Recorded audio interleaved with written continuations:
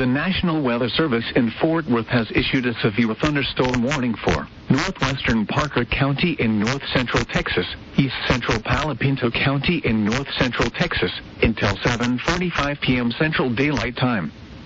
At 6:38 p.m. Central Daylight Time, a severe thunderstorm was located over Cool, or near Mineral Wells, moving northeast at 20 miles per hour.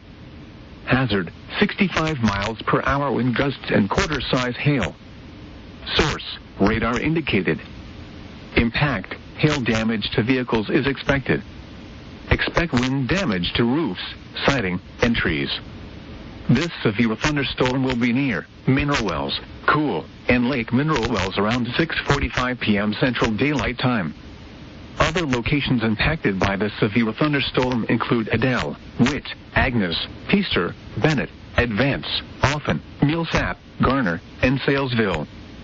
This includes Interstate 20 between mile markers 392 and 396.